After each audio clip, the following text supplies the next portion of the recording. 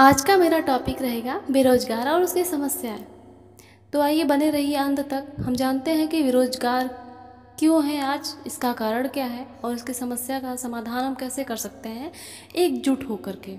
लेकिन सबका साथ रहे तो ये होता है ना, सबका साथ सबका विकास। तो कहाँ हो रहा है आज? युवा अगर युवा का नाम हो तो एक नेता बड़े फ़ख्र से कहता है कि हमारे देश का युवा है। एक सेना की बात होती है तो बड़े फ़ख्र से कहते हैं।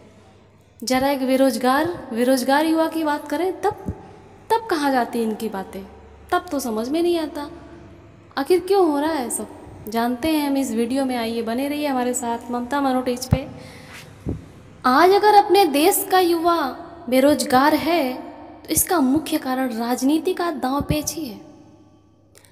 आज अगर किसी भी क्षेत्र में देखिए, किसी भी क्षेत्र में देखिए, नौकरियां निकल रही हैं, नोटिफिकेशन जारी हुआ, पेपर 2 साल बाद हुआ, पेपर हो भी गया तो क्या होता है, रिजल्ट 1 साल बाद आएगा, रिजल्ट भी आ गया, फिर मामला कोर्ट में जाता है।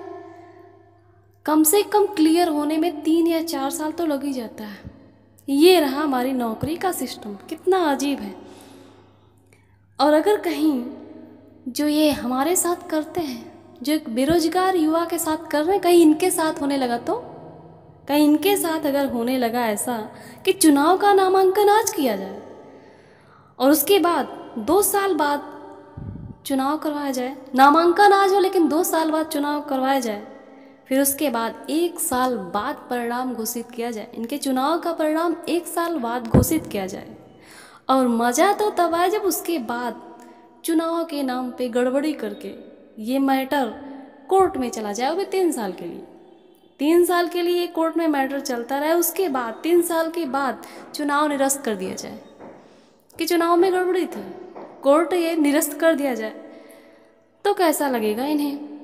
और ये शिक्षक बड़ा योग्य खोजते हैं ना, कि हमारे देश में शिक्षक ही नहीं, किसी भी क्षेत्र में देखें, और शिक्षक कहने को तो शिक्षक है, कोई योग्य ही नहीं है शिक्षक बनने के लिए। अच्छा, बड़े योग्य खोजते हैं। तो जरा हम जनता भी तो ये चाहती है कि जो हमारा देश चला रहा है क्या वो योग्य है? अगर योग्य है तो जैसे कि लेक्चरर और प्राइमरी और डिग्री कॉलेजों में नेट चलता है ना, डिग्री कॉलेज में होने के लिए नेट की ज़रूरी होती है और प्राइमरी में जाने के लिए टेट और सुपर टेट। तो क्यों ना राजनीति में भी पेट का पेपर करवाया जाए, पॉलिटिकल एलिजिबिलिटी टेस्ट इनका भी हो। उसके बाद तब इन्हें समझ में आए ना कि देश का जो एक युवा है कैसे सहन करता है सब। तब इन्हें समझ में आए कि कैसे सब झेलता है, उसके बाद कैसे उस मुकाम पे पहुंचता है। इनका भी पेपर हो, रिजल्ट घोषित हो, रिजल्ट घोषित होने के बाद मैटर कोर्ट में जाए, तब तो समझ में आए। और एक तो मुख्य बात, इस बार लोग को सस्पेंड बहुत किया गया। इस बार मैंने देखा कि लोग सस्पेंड कुछ ज़्यादा ही हुए। अब गलती चाहे जो भी रही हो, लेकिन एक गलती हर बार दोहराई जा रही, बार बार दोहराई जा रही है, उन्हें क्यों नहीं सस्पेंड किया जा रहा? समझ में ये नहीं आ रहा कि क्वेश्चन बनाया जाता है, क्वेश्चन बनाने के बाद 150 क्वेश्चन में से कम 20 क्वेश्चन गलत है।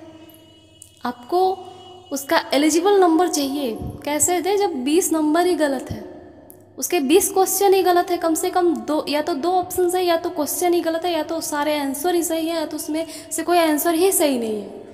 तो कैसे दे? या तो आपके एलिजिबल नंबर से ज़्यादा आए, क्यों लाएं? क्यों 20 क्वेश्चन 10 क्वेश्चन गलत क्यों आ रहे हैं? अगर गलत आ रहे हैं तो कारण क्या है? क्या वो इंसान योग्य नहीं है जो पेपर बना रहा है? अगर गलत बना रहा है, हर बार ऐसा हो रहा, तो उनकी चेकिंग क्यों नहीं हो रही? उन्हें क्यों सस्पेंड नहीं किया जा रहा? क्या वजह है? एक मनुष्य की गरिमा, उसका उत्साह, उसका विश्वास, उसका आत्मसम्मान उसके आजीविका पर ही निर्भर करती है। एक बेरोजगार व्यक्ति से बढ़कर दयनीय और दुर्भाग्यशाली कौन है? परिवार के लिए बोझ सा लगता है वो, और समाज के लिए कलंक। एक बेरोजगार व्यक्ति जो होता है ना, उसके जो गुण भी होते हैं वो लोगों को अगुण दिखने लगता है। उसके जितने भी गुण होंगे, कितना भी अच्छा कार्य करे, लेकिन लोगों को बुरा ही लगता है। और उसकी छोटी छोटी भूलें भी लोग अपराध समझने लगते हैं। और रोज़गार जो इतनी बड़ी गलतियां कर देता है लोग, लेकिन उसके लिए कुछ भी, कोई भी कुछ नहीं करता। लेकिन और अपने भारत के लिए एक विकराल और विस्फोटक स्थिति है ये बेरोजगार, इसके समस्या। और आज जो ये अपने देश में जो ये आतंकवाद, जो ये सब हो रहा है ना, इतनी चोरी डकैती, इतनी सब ये सब हो रहा है, तो इसका कारण भी ये बेरोजगारी ही है। एक बेरोजगार व्यक्ति, एक भूखा व्यक्ति, क्योंकि पेट की जो ज्वाला होती है ना, पेट की ज्वाला से पीड़ित है ना जो व्यक्ति, वो कोई भी पाप कर सकता है। और अपना देश ऐसे ही युवकों से संतप्त है। देश का 10 या 20% के युवा कम से कम बेरोजगार है। कैसे बचाई जाए इस बेरोजगारी से? कमेंट में आप लोग ज़रूर बताइएगा। मैं आप लोगों से आशा ज़रूर करूँगी कि हमें कमेंट में आप लोग का राय, आप लोग का मत ज़रूर मिलेगा। धन्यवाद। आप अंत तक बने रहें उसके लिए धन्यवाद।